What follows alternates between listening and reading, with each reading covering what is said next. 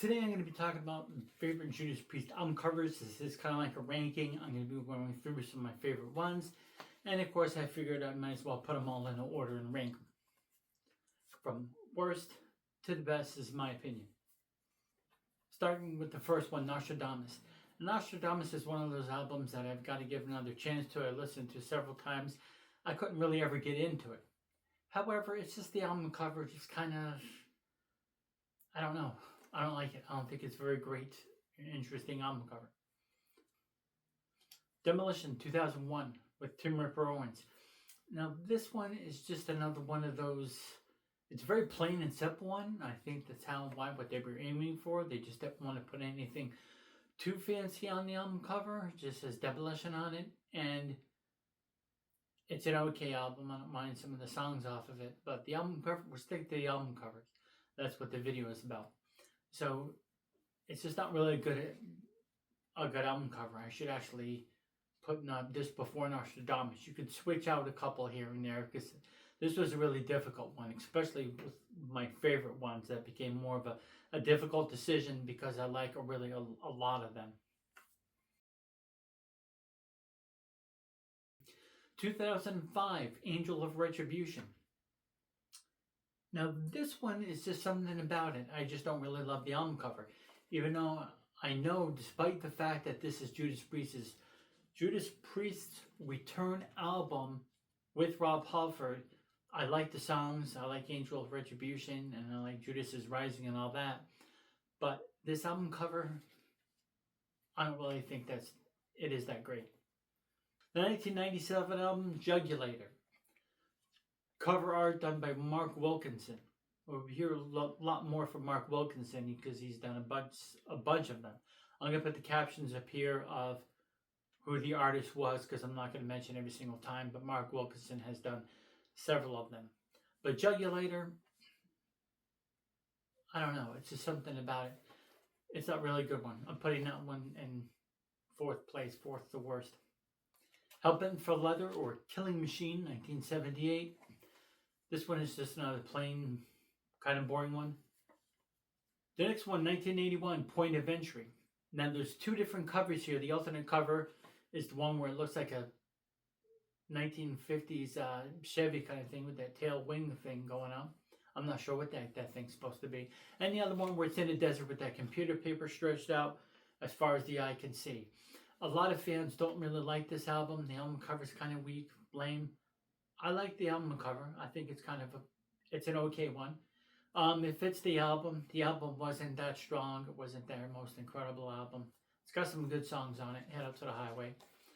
But that's my next pick. Redeemer of Souls 2014. Something about this one I don't really love either. It's a not really good one. Up next is 1986's Turbo Lover. I think this is an awesome album. This is what got me into Judas Priest back in 1986. But this is the next one to go on the list of okay album covers. But the album cover definitely fits. The music fits the album cover, that's for sure. Up next is Sin After Sin, 1977. 1977, Sad Wings of Destiny. It's kind of just an odd, weird, scary album cover. That's a good one though. I like it. But it's just, that's definitely not one of my top favorites. There's a lot of other ones I like better.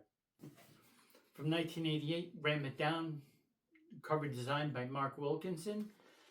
This one is a cool one, but it's kind of, I don't know, it's just weird when a big blue fist crushing the earth. I'm assuming that's the earth. And this is kind of odd. The album cover would have been a little bit better, I think, if it was a guitar that was crashing into the earth or something.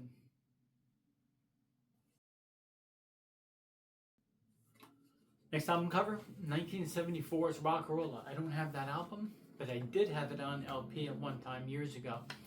I think it's a really cool album cover. I like the whole Coca-Cola logo with Rock'n'Rolla. I like it. Some fans like it. Some fans hate it. Even Rob Halford doesn't like it. It's like the first copy of Rock'n'Rolla, which was 1974, and I can remember that vividly. Ding Dong, as opposed to you signed for this. And I take it out. And there's the album, the worst cover. This cover of the album ever. And I take the black vinyl and I put it on. Next one, Defenders of the Faith, 1984, featuring the Metallion. And that one is that's a really good, cool, interesting one.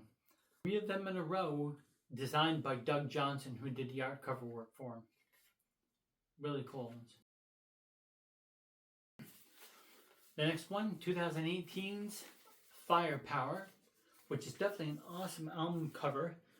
If you have the album, you can tell it's like a 3D print or embolded print, whatever the heck it's called. You can actually feel it. And I think that's a really cool, kind of like modern version of like Screaming for Vengeance or something. There's something very modern about this album. But those other classic albums are, more embedded in our memory and stuff like that. In our minds and our memory and just all the other things when you think of Judas Priest. However, this is one really cool kick-ass album cover. 2018's Firepower. I do like this one. Definitely one of my favorite album covers of all time, and definitely one of my favorite Judas Priest album covers. 1978 Stained Class. Once again, it has a Sinestro theme. I'm way before Sinestro, so I'm not sure really what that's supposed to be. This album, they've never really gotten into the specifics of the artwork of this album or really anything. It's just a really cool album cover, kind of just like a really weird, abstract kind of art, scary cover. Definitely one of the best albums ever recorded right here.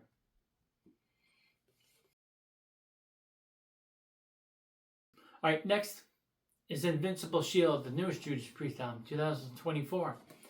Now, I know I kind of screwed that up because I'm saying like Invincible Shield is a higher ranking than Stained Class, but yes and no. These aren't in really any specific order. Some of them are. Like I said, you could take a couple and switch them because I can't really decide. Stained Class is an awesome classic album, and Invincible Shield is one of the newer cool album covers, and it's the newest album.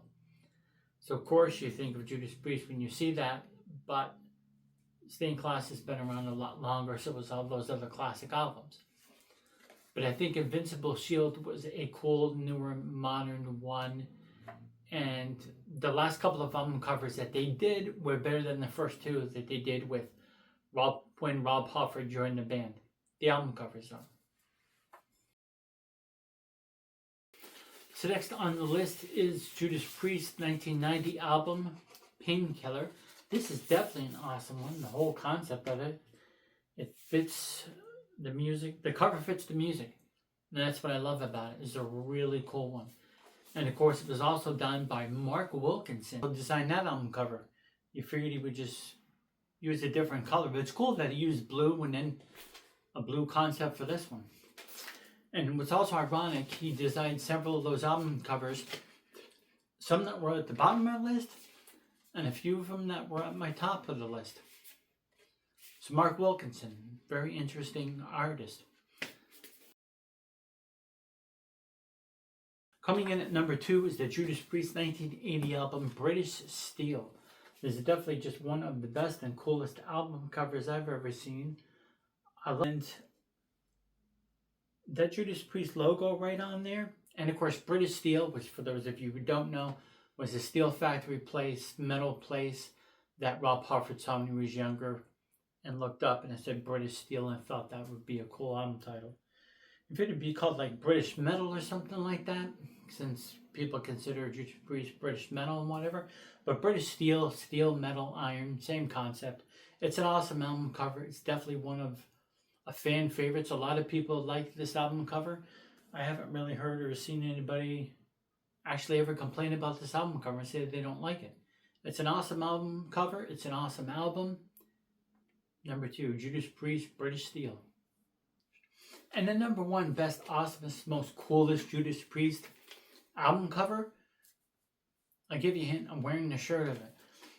1982's Screaming for Vengeance. This is definitely just one of the most awesomest, coolest album covers out there. And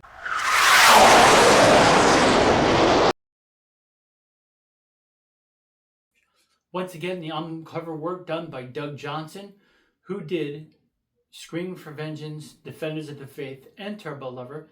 They used the same artist for 3 of them in a row. You notice how there's similarities between Defenders, Turbo, and Screaming? That's probably why. Doug Johnson, really cool artist, and yeah, this is definitely one of my favorite Judas Priest album covers of all time. That's my pick. Tell me what you think.